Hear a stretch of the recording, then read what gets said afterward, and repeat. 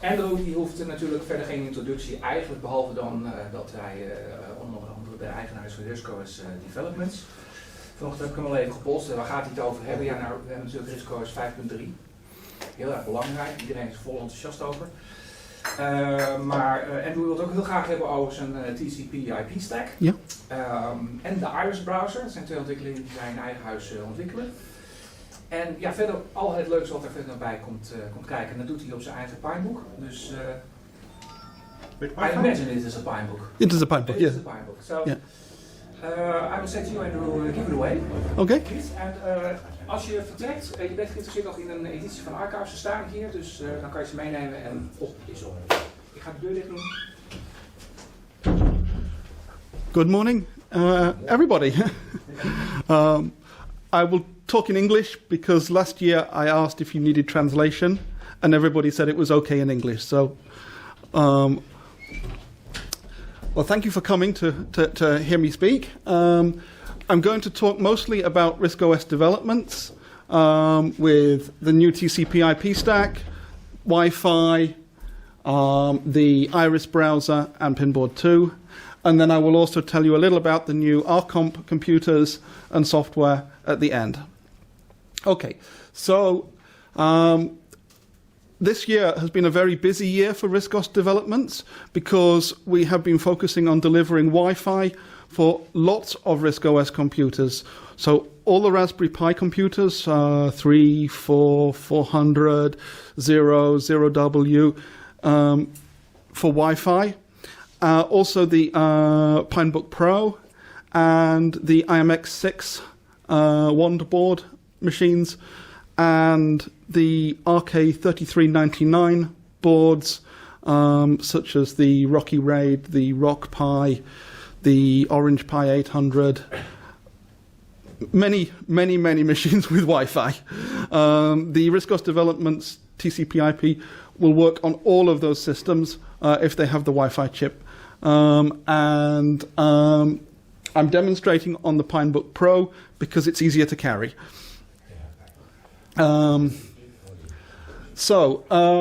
Today, because the Wi-Fi from the main hall is not in this room, we have a mobile phone acting as a hotspot. If we look at the icon on the bar, it is trying to connect to my home network because it says home. We will create a new profile today. You will see the various Wi-Fi network. So you can see the various ones, and this one, RO5, that is the Wi-Fi network from this phone. With the RISC-OS developments Wi-Fi solution, we have developed something called the Network Manager, which is designed to largely replace the old internet setup tool from the Acorn era in the 1990s, with something that is more modern and supports an extensible system so that you can add new technologies like firewall, Wi-Fi, VPN, and so on to expand the functionality of the TCP/IP. One of the features of the Network Manager is the ability to create new profiles for different places that you use your computer. So you can have a home profile, a work profile, a down the pub profile for when you are in different places, and quickly connect to different networks with different configurations anywhere you go. It also supports plug-and-play networking, so you can connect network interfaces, Wi-Fi or wired, into a computer without having to reboot the computer. So we will create a new profile, and we will call it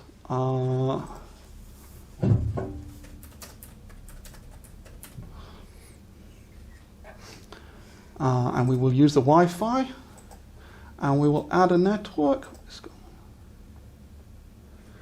and we will set a key for that, which today is Andrew 2024.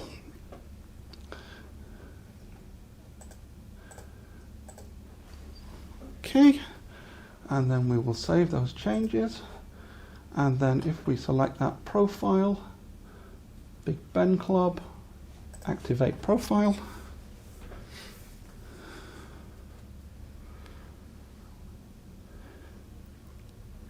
The demo fails.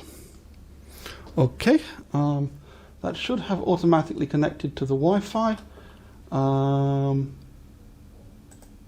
It didn't. I don't know quite why. That is the downside of doing demos live. Well, that's why I gave you my hotspot Yeah. on my telephone. It is now connected because, and it didn't ask for a password because I'd already told it what the password was for the thing. That should be automatic, and it is for the home profile, so I don't know why that didn't. That's always bugs when doing demos. We are now connected to the RO5 hotspot. You can see it is green.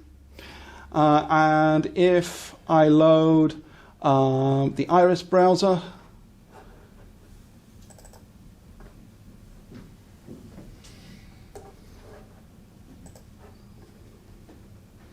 the screen is a little slow because I'm going over a USB connection to the laptop.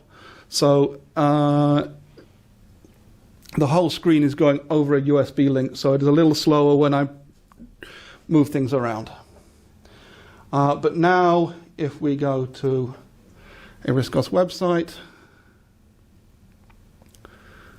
we can see that comes up over the Wi-Fi. There are no. The only wire here is to the screen. Now the profile manager, you saw that we have the Wi-Fi device. This uses a protocol called SDIO, which is shared with the SD cards in the single board ARM devices. Riscos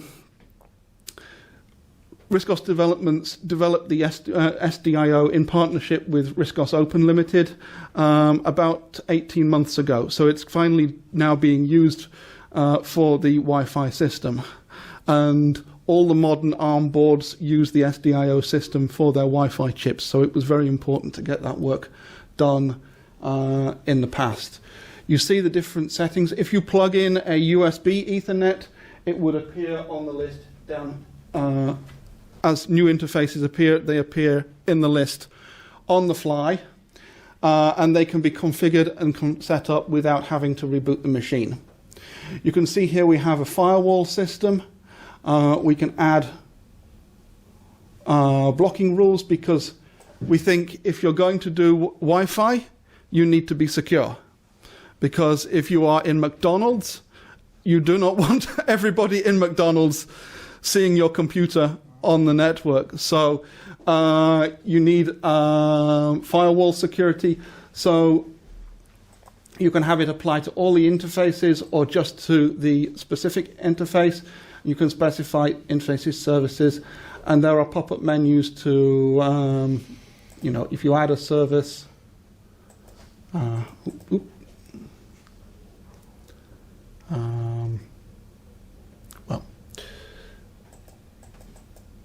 The firewall feature is only partially implemented in this build, I think, so you have to still configure things manually.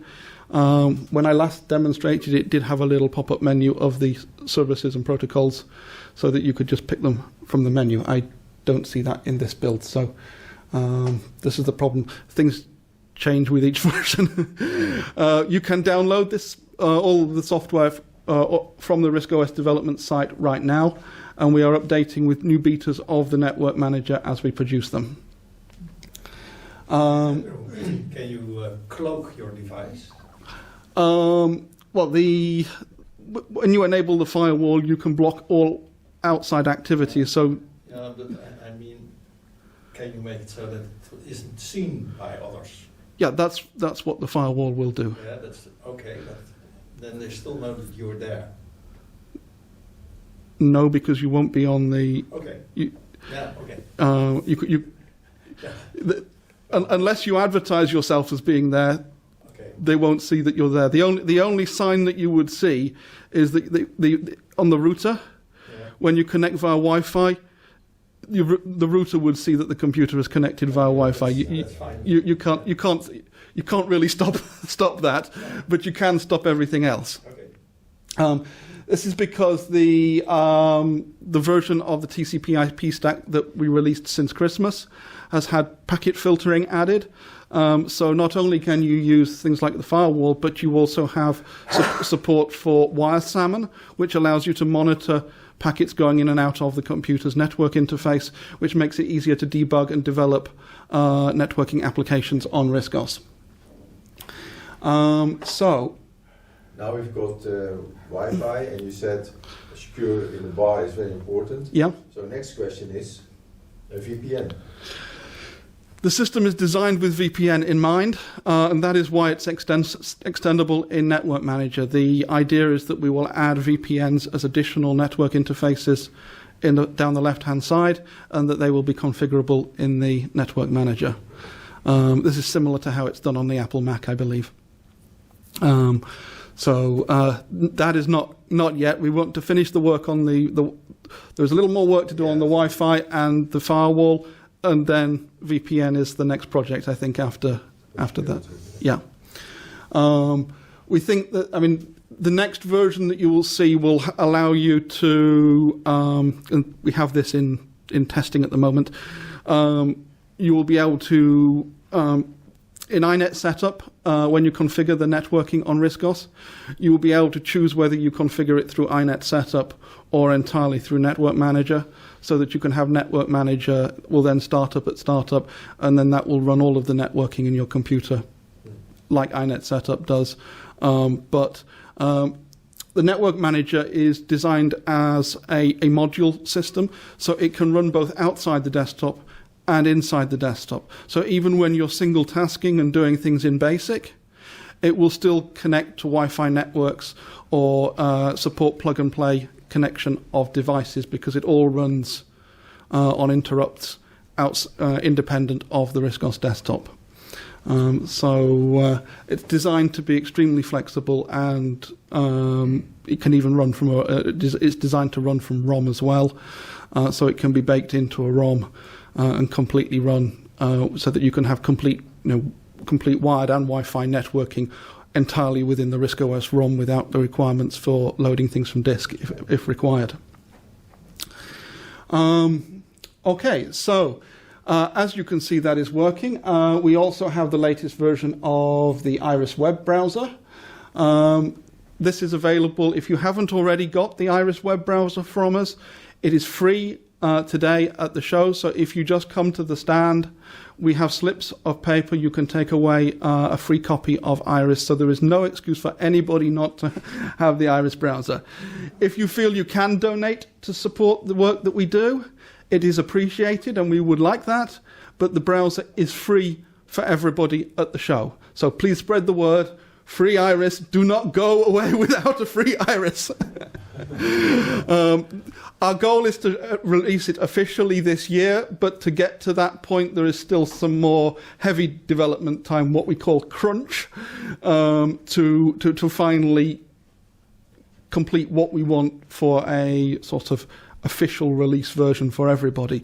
But as it stands, we think that Iris is already an excellent browser, and with the JavaScript capability, it makes it so much better than the alternative browsers for RISC-OS. So we would like as many people as possible to be able to use that. So we can look at sort of the BBC website. And Andrew, can I ask you? Yeah. I saw recently that there's a new version of NetSurf. Okay. Which is another browser which supported for RISC-OS. Yeah. What are the main differences between Iris and, say, the old NetSurf? Okay, so NetSurf is an excellent browser, and it is very fast, loads very quickly, and uses relatively small amounts of memory. So it is still a very good browser, and I would always have both on my computer. NetSurf struggles with some layout. So you can see the BBC site running in Iris. if we load NetSurf,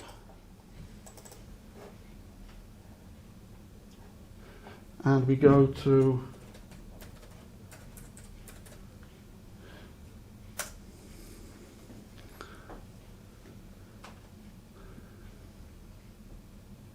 you can see that is not so good. So it struggles with dynamic preparation of the website. So you can see that is what it's come up with. So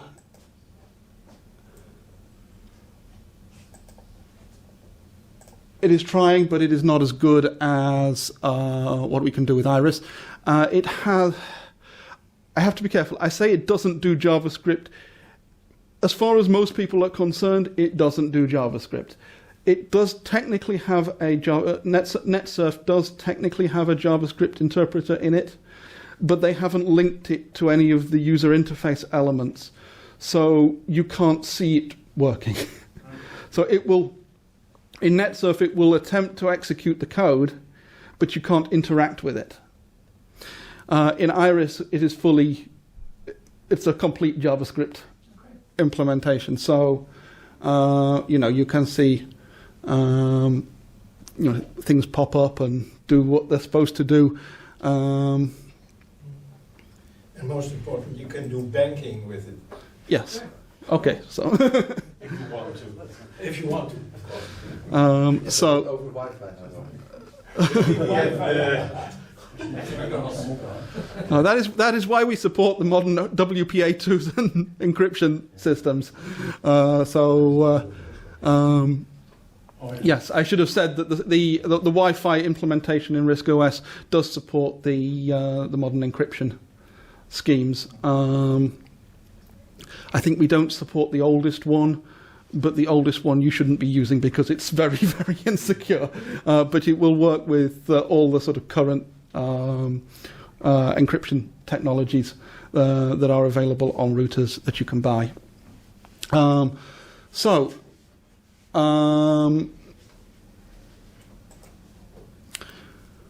So we have the browser, we have the networking. The networking also supports IPv6, and people have actually been developing IPv6 servers for RISC OS. So on the forums, Dave Higton has done an IPv6 web server and has adapted the SSL module to work over IPv6. So we can do IPv6 web serving and SSL over IPv6 now. And as you can see, the combination that we are working towards is a modern RISC OS, modern Wi-Fi, modern web browser, so that RISC OS can compete with other operating systems for Raspberry Pi. It is just a shame that Raspberry Pi 5 came out and ruined the plan. But all of this that I'm showing is available now, so you can download the TCP and Wi-Fi from the RISC OS Development's website. You can collect your Wi-Fi, your Iris voucher on the stand and take that away. And then in the background, we are also using the Pinboard 2 technology that we released last year, with a modern pinboard for the desktop of RISC OS. So again, that is available for free on the RISC OS Development's website, and that allows you to, for example, you can save files to the pinboard. So if we save a file out of edit, we can save it to the pinboard and use it like a filing system. We can set many different kinds of image formats. It supports the transparent icon bar, so you can see that the background is visible at the bottom of the screen through the icon bar. We can change the level of background color, of transparency to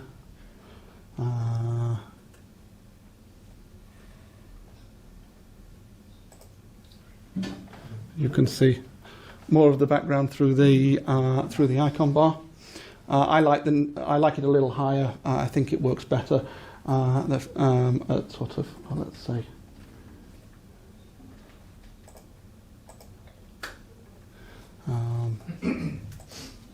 I think that works better with the text and things. So you can still see the effect of it, but the icon bar is still clear on the screen.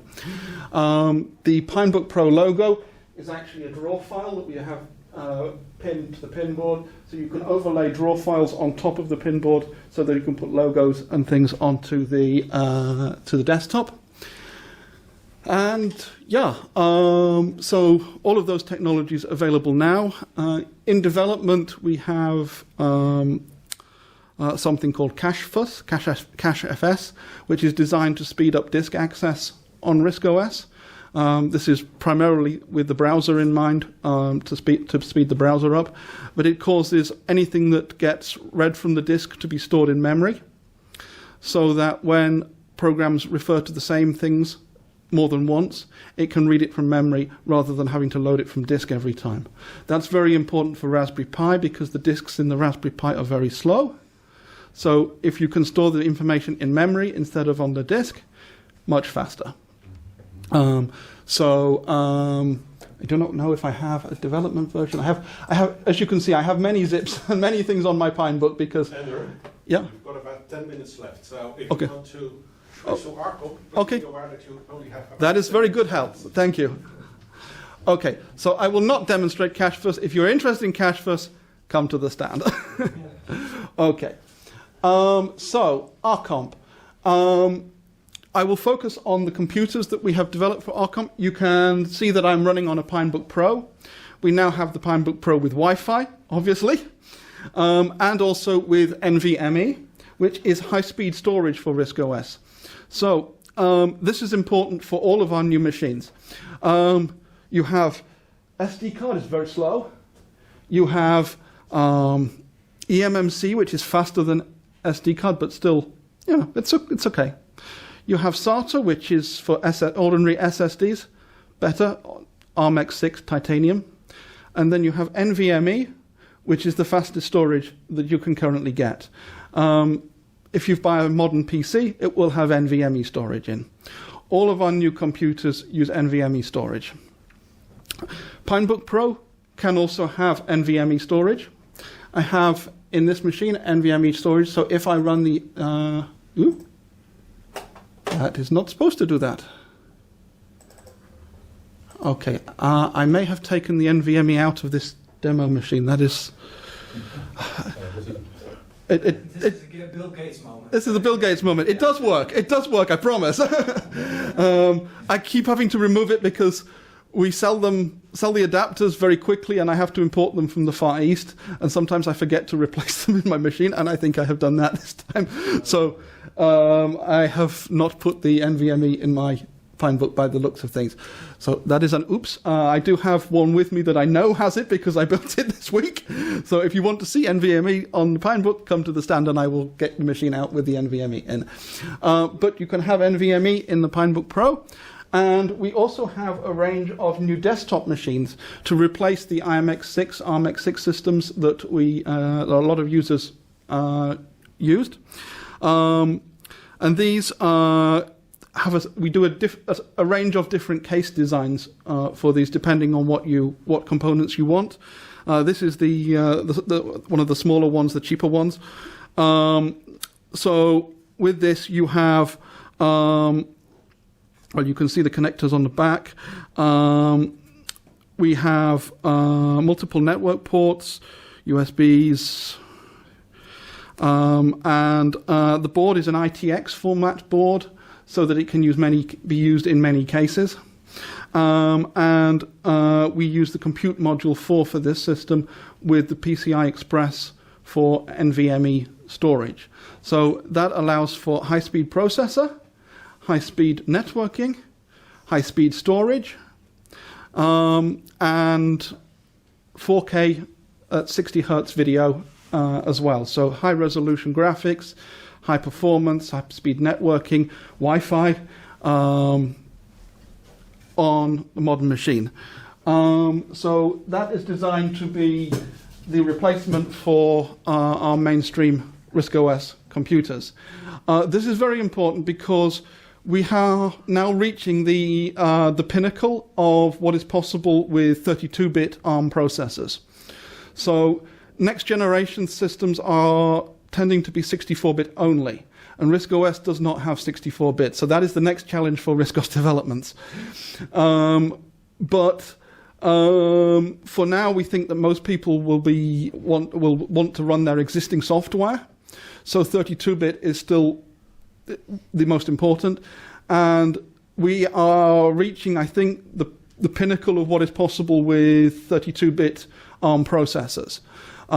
There are other 32-bit processors available, but most of them use slower 32-bit parts. So with machines like the Pinebook Pro and the Compute Module 4 and the NVMe machines, they represent the pinnacle of what will be available for 32-bit RISC OS for the foreseeable future. So if you were thinking, what do I do to move forward from an older machine? Sort of in 2004 there was the Ionics, in 2014 there was the ARMX6, and then in 2024 we have the new machines which we call Next, which is short for NVMe Extreme Technology. Just as the ARMX6 was better in all the areas than the Ionics, so the Next systems are better than the ARMX6 in all areas.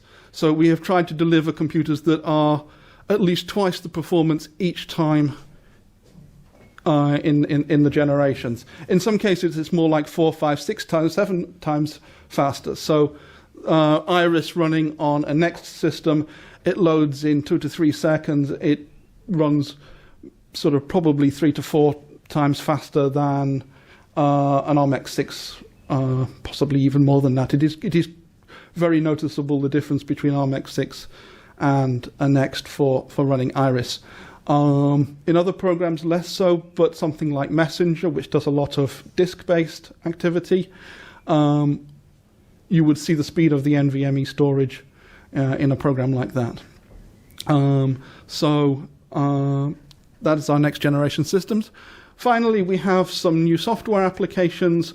We have a new update for Uniprint. We have some new games with brand new versions of Heretic and Hexen. I think if I go to diversions, I can... This may not work with the USB video, so if this goes wrong, I'm sorry. Oh, you can hear the music.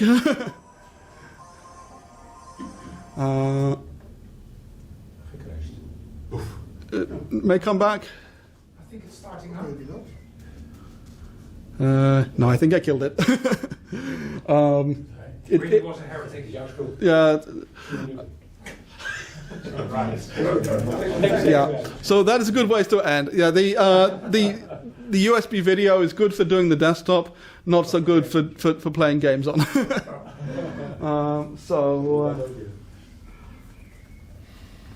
Yeah. Okay. Does anybody have any questions? The USB video, is that still in development? Or? Yes. Yes and no. It uses a module that has been out for some time. I have written a front end for loading it and selecting screen modes and things. And yes, if we find bugs, then there are things. I don't know how easy it will be to solve that particular gaming bug, because the USB video is mostly designed for giving presentations and things rather than playing games, because it's relatively slow. So playing a game would be, it's okay for the desktop when things do not move too much, but when you're trying to sort of do a high resolution desktop, high resolution game at 60 frames per second, that would be challenge. Yes. So It is really going over the USB bus. Yeah, it compresses the screen and it compresses the information, but it goes over the USB and then out to the screen. It's the Pinebook does support a USB-C video connection, which is much faster, but we haven't developed that yet, so that's still to be done. Is it being done? Yeah, I don't have any estimate for when that will be done, because the priority has been on getting the Wi-Fi going. Yeah. So, But are you planning to do that? So, say over the next 5 years. oh yeah, I mean, because these computers represent the pinnacle of what you can do with 32-bit RISC-OS, I think lots of functionality will appear over the 5 years. It would not surprise me if we start to see a move to multi-core, for example, because if we cannot go to 64-bit without breaking the software, then making use of the more cores in a system would be a good way of getting more performance with what we already have in 32-bit RISC-OS. So I think what we're going to see is more development to make the features of RISC-OS better on the hardware that we've got. If you think back to the RISC PC with RISC-OS Limited and RISC-OS Select, when they were not developing for 32-bit, they did much more features for RISC-OS Select and RISC-OS Adjust, so they had much more functionality in the operating system because they were concentrating on one level of hardware. So now that we reach the sort of pinnacle of 32-bit, I expect to see more features and functionality. So just this last year, we have NVMe, we have Wi-Fi. It's for RISC-OS, that is quite significant progress in quite short time. So it would not surprise me to see more technologies appearing because we now need to sort of widen what RISC-OS can do rather than just constantly chasing new hardware faster. It'll be more about what we can do with RISC-OS to take advantage of the features that are already present in the hardware. If you look at the hardware platforms, these are fast enough, aren't they? Nothing is ever fast enough. Iris would say otherwise, but yes. I mean, for most people, the performance that you can get on the current systems is very good. So more software and more capabilities would be, yeah. So, okay. Any other questions? Okay. In that case, thank you very much for listening, and I'm sorry I've probably gone on a little bit too long.